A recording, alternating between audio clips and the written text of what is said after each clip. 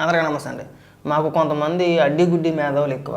అంటే సగం సగం జ్ఞానంతో వీళ్ళు కొన్ని కోట్లు వేసుకొని నేను మాజీ జడ్జిని అండి, నేను అదండి ఇదండి, నేను పెద్ద తోత్తురం కానివ్వండి, ఇంకా నాకు తెలిసిన సబ్జెక్టు ఈ దేశంలో ఎవరికీ తెలియదండి. ఇంకా ఇప్పుడు రాజధాని గురించి అంశం వచ్చింది.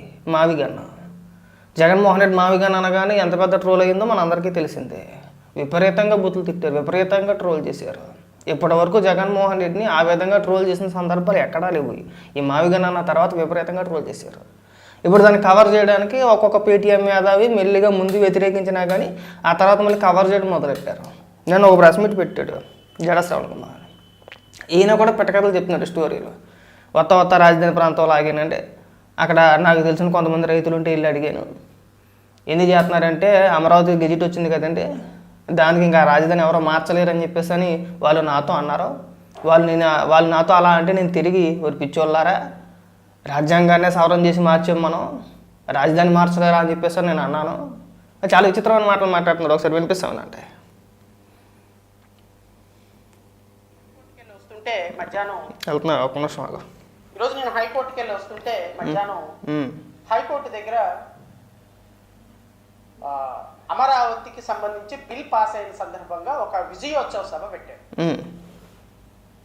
సరే, విజయోత్సవ సభ పెట్టిన తర్వాత నాకు తెలిసినటువంటి కొంతమంది రైతులు కూడా అక్కడికి వచ్చున్నారు కాబట్టి నేను అడిగా, ఏంటండి ఏంటి అంత వస్తూ మధ్యలో ఆగి అడిగా, ఏంటంటే అంత బాగా పెద్ద సభ పెట్టారు, ఏంటి విజయోత్సవ సభ అంటే, అమరావతి బిల్ పాస్ అయిందండి, అమరావతి బిల్లు పాస్ అయిపోయింది, ఇంకా అమరావతి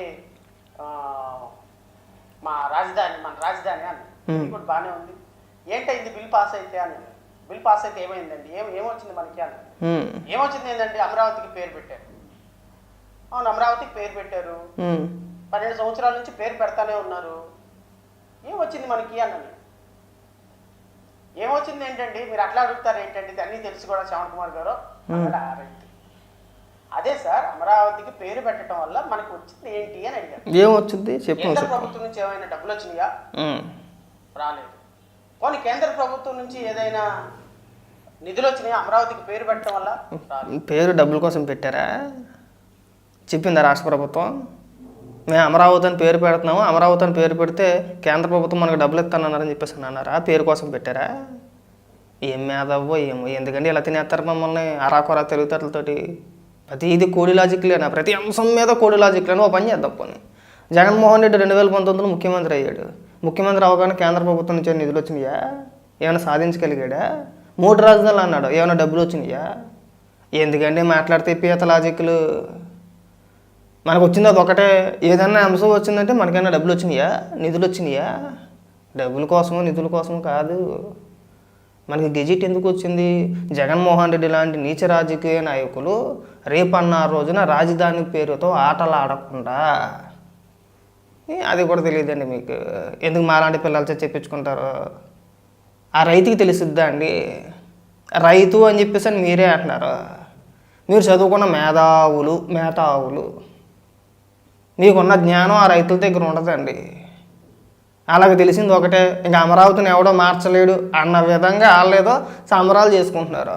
మీరు అన్నారు కదా విజయోత్సవ సభ అని చెప్పేసి అది పెట్టుకున్నారు. అది అలా ఆనందం. అది నువ్వు అక్కడికి వెళ్ళి ఒక కోట్ వేసుకొని కారులో దిగిపోయి, నువ్వు టెక్నికల్గా నీకేదో కొద్ది అవగాహన ఉంది కాబట్టి, నువ్వు మాజీ జడ్జి కాబట్టి నీకున్న అరాకొరా తెలివితేటలతో వాళ్ళని అన్ని క్వశ్చన్లు అడిగితే వాళ్ళు సమాధానం చెప్పగలుగుతారండి? వాళ్ళు రైతులు అని చెప్పేసి నువ్వే చెప్తున్నావు కదా, మాట్లాడు. ఇప్పుడు నీ అపరమేధవతనం అంతా ఇక్కడ బయటపడిపోద్ది. చూపిస్తాను చూడండి. కేంద్ర పార్లమెంటు బిల్లు పాస్ చేసిన కారణంగా ఆంధ్రప్రదేశ్ రాష్ట్రానికి బడ్జెట్లో ఏమైనా కేటాయింపులు జరిగినాయా? జరగలేదు. మీకేమైనా రీకాన్స్టిట్యూటెడ్ ఫ్లాట్స్, డెవలప్డ్ ఫ్లాట్స్ ఇచ్చే అవకాశం ఉందా? తెలియదు. మీకేమన్నా ఈ అమరావతి బిల్లు ప్రవేశపెట్టడం వల్ల మీకు జరిగిన మంచి ఏంటో ఒక మాట చెప్పండి సార్ అని. ఆ రైతుకి ఏం అర్థం కాదు. మరి వాళ్ళ దగ్గర అలాంటి మాటలు మాట్లాడితే రైతులకి ఏం అర్థం అవుద్ది? మన మన ప్రతాపాలన్నీ కూడా ఏమీ తెలియని దగ్గర చూపించేస్తూ ఉండాలి, అంతే కదా. ఇప్పుడు చూడు, నేను కూడా అంతా కొన్నిసార్లు వచ్చేస్తూ ఉంటాను. ఇప్పుడు మా ఊరు వెళ్ళినప్పుడు కట్టాను పాపం వాళ్ళకి ఏమీ తెలుతాను. మా ఫ్రెండ్స్ సర్కిల్లో ఉన్న వాళ్ళకి కూడా నాకు అన్నీ తెలిసిన వాళ్ళే మాట్లాడుతూ ఉంటాం. ఎందుకు? మనం బయట తిరిగాం కాబట్టి, వాళ్ళు బయట తిరగట్లేదు కాబట్టి. చాలా వ్యత్యాసాలు ఉంటాయండి. మాట్లాడు. అదేందండి అంత మాట అంటారు? ఏదో ఒకటి మంచి జరుగుతుంది కదా. అది నేను ఇంకో ప్రశ్న అడిగాను. వచ్చే ప్రభుత్వం రేపొద్దున అమరావతి రాజధానిగా కాదు అని పార్లమెంట్లో మళ్ళీ అనుకుందాం. జగన్మోహన్ రెడ్డి గారికి ఒక 25 సీట్లు వచ్చింది, ఎంపీ సీట్లు. లేదంటే ఇప్పుడు పెరుగుతున్నాయి సీట్లు, పెరుగుతున్నాయి ఎంపీ సీట్లు 50% పెరిగి రమారమి 45, 50 సీట్లు అవుతుంది. నీ మొఖం 50% అంటే 25లో సగం అంటే 12.5 అంటే 13 సీట్లు పెరుగుతాయి. అప్పుడు ఎన్ని అవుతాయి? ఈ ఒక 25, అదొక 13, 38 అవుతాయి. రమారమి 45, 50 ఏమి అయిపోవండి. 100% కాదు, 50%కి నీకు దానికి తేడా తెలదు. నీకు పెరిగితే ఎంపీ స్థానాలు ఎన్ని వస్తాయో కూడా తెలియదు. రమారమి 45, 50 వచ్చేస్తాయండి. ఎక్కడి నుంచి వచ్చేస్తాయండి? ఇప్పుడు నువ్వే అన్నావా 50% పెరిగితే అని చెప్పేసి, 50% పెరిగితే ఇప్పుడున్న 25లో 50% ఎంత అండి? 13 స్థానాలు పెరుగుతాయి. 38 అంచనా మాత్రమే, ఇంకా కన్ఫర్మ్ చేసేలేదు ఎవరు కూడా. నువ్వు రమారమిగా 45, 50 అనేసావు అంతే. 50 ఎక్కడి నుంచి వచ్చేస్తాయండి? మీ మేధావితనం అంటే.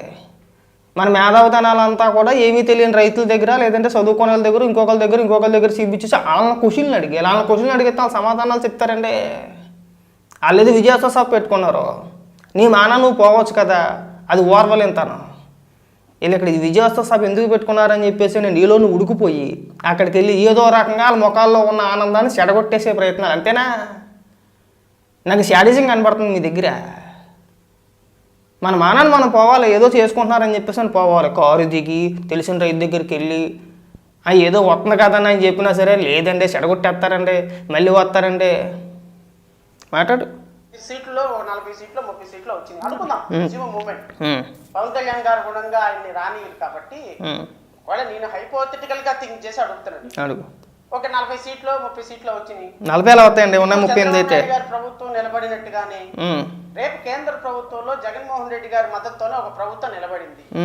జగన్మోహన్ రెడ్డి గారు అడిగారు, మీరు అమరావతి రాజధానిగా ఉంటుంది, నేను పరిపాలనా రాజధానిగా మా విగన్ మచిలీపట్నం, విజయవాడ, గుంటూరు మధ్య నేను ప్రపోజ్ చేయాలనుకుంటున్నాను. అదే కేంద్ర ప్రభుత్వ చట్టంలో ఒకసారి చట్టం ఒకసారి సవరణ చేయండి అంటే సవరణ అవదా అన్నది. అవ్వకుండా చేశారంటే కదండి చంద్రబాబు నాయుడు గారు అని. 150 సార్లు 170 సార్లు రాజ్యాంగాన్ని సవరించుకున్నటువంటి మనం రాజధానిని సవరించుకోలేమా అండి? సవరంతారు. అమరావతి రైతుల్ని మోసం చేసే సిగ్గుండాలండి మీకు కొంచెమైనా మాట్లాడడానికి. మీకు కాస్తనా కానీ సిగ్గు శరం అనేది ఉండాలి. మీకు భగవంతుడు పెట్టలా. ఇవాళ ఒక పక్క గెజిట్ వచ్చింది కదా, గెజిట్ వచ్చిన తర్వాత కూడా ఇంకా మీరు సవరణ మార్చలేరా? ఎలా మారుతారండి? ఏ విధంగా మారుతారు? మీరు మాజీ జడ్జి గారి కదా, కాస్త వివరంగా చెప్పండి పోనీ ప్రజలకి. గతంలో మీరు రాజ్యాంగాన్ని సవరణ చేశారు అని చెప్పేసి మాట్లాడుతున్నారు కదా, 160 సార్లు 150 సార్లు చెప్పుకుంటున్నారు కదా. సవరణ చేసిన ప్రతిసారి కూడా వారం రోజుల్లోనో 10 రోజుల్లోనో నెల రోజుల్లోనో అయిపోయినాయండి. సుదీర్ఘకాలం పాటు చర్చల అనంతరం మెజారిటీ ప్రజల మద్దతుతో సవరణ చేసారండి. తెల్లారితే అయిపోలా. మళ్ళీ జగన్మోహన్ రెడ్డి వస్తే మళ్ళీ బీజేపీకి మద్దతు ఇస్తే చేయమంటే చేయరా? అక్కడ ఉన్న మిగిలిన అన్ని పార్టీలు ఎంపీలు కూడా మద్దతు ఇవ్వాలి వద్దా? మన పార్లమెంట్లోని లేదంటే రాజ్యసభలోని ఒక్క వైఎస్ఆర్సీపీ పార్టీ ఎంపీలు తప్పితే మిగిలిన పార్టీలకు చెందిన అందరూ మద్దతు తెలిపారు కదా. గెజిట్ వచ్చిందని చెప్పేసి అదొక ఏడిపా. ఇదే మేధావి, ఈ మేధావే అంతకుముందు ప్రెస్ మీట్లలో మీరు ఇవాళ అంతా కలిసే ఉన్నారు కదండి, గెజిట్ ఎందుకు లేదని చెప్పేసి మాట్లాడిన మేధావులు, ఈ మేధావు కావచ్చు, లేదంటే కేఎస్ ప్రసాద్ కావచ్చు, చాలామంది గెజిట్ ఎందుకు తేలేకపోతున్నారండి, మీరే అధికారంలో ఉన్నారు కదా, ఎందుకు గెజిట్ నోటిఫికేషన్ తేలేకపోతున్నారని చెప్పేసి అని చాలా ప్రెస్ మీట్లో నువ్వు అడిగిన మాటలే కదా. అదేంటండి గెజిట్ వచ్చింది. ఒక నీ దృష్టిలో నువ్వు అన్న మాటలు కట్టుబడి ఉంటే కనుక సంతోషపడాలి నువ్వు. పోలేంటారు బాబు, ఇప్పటికైనా కానీ ఆంధ్రప్రదేశ్కి రాజధాని అమరావతి అని చెప్పేసి గెజిట్ నోటిఫికేషన్ సంపాదించుకొచ్చారు. తర్వాత ఏ రాజకీయ నాయకుడు అధికారంలోకి వచ్చినా సరే దాన్ని 3 ముక్కలు ఆట ఆడడానికి ఉండదు. సంతోషం అని చెప్పాల్సింది పోయి ఆ రైతుల దగ్గరికి వెళ్ళిపోయి మన దగ్గర ఉన్న అపరమేధావుతానంతా చూపించేయాలి, అంతేనా? ఆ రైతు అనుకుని ఉంటాడు, నాకన్నా పిచ్చోలో ఉన్నాడు అని చెప్పేసి ఆయన లోపల అనుకుని ఉంటాడు ఖచ్చితంగా. పోనీ ఆ లాజిక్లన్నీ వద్దు. జగన్మోహన్ రెడ్డి 3 రాజధానులు అని చెప్పి తీసుకొచ్చాడు కదా, ఏమైపోయిందండి 3 రాజధానులు? ఎందుకు చట్టం చేసుకోలేకపోయాడు 3 రాజధానులు? ఆ రోజు జగన్మోహన్ రెడ్డి ముఖ్యమంత్రి అధికారంలో ఉన్నాడు. పైకి అప్పబాయ కౌరులు చెప్పినా ఇంటర్నల్గా పైన బీజేపీ కేంద్ర ప్రభుత్వం ఏ బిల్లు ప్రవేశపెట్టినా సరే మద్దతే, అందరికీ తెలిసిందే అది, ఎప్పుడు కూడా వ్యతిరేకించిన పాపాన్ని పోలేదు. మరి అలాంటిది మేము ఢిల్లీలో అంతేంటి ఢిల్లీని ఇచ్చేస్తామండి అన్న వ్యక్తులు మరి 3 రాజధానుల బిల్లు ఎందుకు పాస్ చేయించుకోలేరండి? మళ్ళీ హైకోర్టుకు వచ్చింది, హైకోర్టు నుంచి సుప్రీంకోర్టుకి వెళ్ళింది, హైకోర్టులోని చెప్పుతో కొట్టారు, సుప్రీంకోర్టులోని చెప్పుతో కొట్టారు. అదే అసెంబ్లీలో నేను 3 రాజధానుల బిల్లు వెనక్కి తీసుకుంటానని చెప్పేసి అన్నాడు. ఎందుకు చేయలేకపోయాడు? అధికారంలో ఉన్నారు కదా, 151 స్థానాలు వచ్చినాయి. ఆ తర్వాత మండలిలో కూడా బలం వచ్చింది, ఎందుకు చేయలేదు? అయిందా? సిఆర్డీఏని రద్దు చేయడానికి ప్రయత్నించారు, ఏదో కొత్త పేరు పెట్టాడు, అయిందా? చేయగలిగారా? చట్టం చేశారా? రాష్ట్ర ప్రభుత్వం చేసిన చట్టమే కదా, ఎందుకు చేయలేకపోయారు మీరు? గెజిట్ నోటిఫికేషన్ వరకు వద్దండి, అక్కడ వరకు చాలా దూరం వెళ్ళిపోతున్నారు మీరు. గెజిట్ వరకు వద్దు, సిఆర్డీఏని రద్దు చేయాలని చెప్పేసి చూసారా లేదా? చూసాం కదా. సిఆర్డీఏని రద్దు చేయాలని చూసి దానికి ఒక కొత్త పేరు పెట్టి ఏదో పేరు పెట్టాడు, పదాలు కూడా సరిగ్గా గుర్తుండవు. అందులో 50,000 మందికి ఇళ్ల స్థలాలు కేటాయించినాను. ఈ 50,000 ఇళ్ల స్థలాలకి కేటాయించారంటే సిఆర్డీఏ చట్టం అడ్డొస్తుందని చెప్పేసి కోర్టుకి వెళ్ళాడు. కోర్టు ఏం చెప్పింది? ఏం చెప్పిందండి కోర్టు? అవతల పండహ అని చెప్పేసి చించిసురు కొట్టారు పేపర్లు మోకాన. అయిందా? మీరు వాళ్ళ పార్లమెంట్లో చేసిన చట్టం గురించి లేదంటే బిల్లు పాస్ అయిందనో గెజిట్ నోటిఫికేషన్ గురించి మాట్లాడుతున్నారు. మేము వస్తే మార్చేస్తామని చెప్పేసి అని. ఇక్కడ రాష్ట్ర ప్రభుత్వం చేసిన సిఆర్డీఏ చట్టాన్ని మీరు రద్దు చేయలేకపోయారు. చేశారా? అక్కడ దాకా వద్దు, ఇక్కడ మన రాష్ట్రంలో జరిగింది. 151 స్థానాలు బలం ఉండుకొని ఏం చేశారు మరి మీరు? సరే ఎందుకంటే ఏ మేధవుతాను, అంత దిక్మల మేధవుతాను, ఎవరో చెప్తున్నారు. మరి మేము అంత మెటగాళ్ళం కాదు, మరి అంత పెద్దోళ్ళం కాదు. మీ అంత చదువుకోకపోయినా, పెద్దగా చదువుకోకపోయినా సరే కాస్త అవగాహన అనేది ఉంటుంది కదండి. మేము మనుషులం కాదా? మీలాగే మేము కూడా మనుషులం కదా. మరి ఆ మాత్రం తెలివితే అట్లా ఉండవు. ఎవడేం చెప్తున్నాడు, ఎవడేం చెప్తున్నాడు, ఎవడ అబద్ధం చెప్తున్నాడు అనేది ఆ మాత్రం మాకు తెలియదా? ఏం చెప్పు కోట్ వేసుకొని చక్కగా ఓటర్ వేసుకొని వచ్చి కూర్చొని మీరు చెప్పేయండి నిజాలంటే అలాగండి. సరే ఎప్పటికైనా సరే ఈ రాజధాని అంశాన్ని పక్కన పెడితే బాగుంటుంది. ఒకవేళ మీ నినాదం అదే అయితే, మావిగన్ అయితే కనుక ఈ వచ్చే ఎన్నికలకు మావిగన్ అనే పేరుతో వెళ్ళండి, డైరెక్ట్గా ఓపెన్గా చెప్పండి. అంటే మీరు మాట్లాడుతున్న, మీరు మొన్న ఇంటర్వ్యూలో నేను చూశాను, మీరు జగన్మోహన్ రెడ్డి కలిసి పోటీ చేయబోతున్నారని చెప్పేసి ఉంది. మీరు కలిసి పోటీ చేయబోతున్నారు కదా, సరే మీరు కలిసి పోటీ చేస్తారా జగన్మోహన్ రెడ్డి చెప్పమనండి, నేను అమరావతికి వ్యతిరేకం, నేను మావిగన్కి, నా రాజధాని మావిగన్న అని చెప్పేసి అని చూద్దాం. మావిగన్న అంటారా, లేదంటే ఇంకోటి ఏదన్నా అంటారా, లేదంటే ఆ సాక్షిలో యాంకర్ గారు చెప్పాడు, ఈశ్వర్ గారు చెప్పాడు జింగ్ జీ అని చెప్పేసి అని. అలాంటివి ఏమైనా కొత్త పేర్లు ఏమైనా పెడతారా అనేది కాలం నిర్ణయించుద్ది. ఆ రోజు మాట్లాడుకుందాం.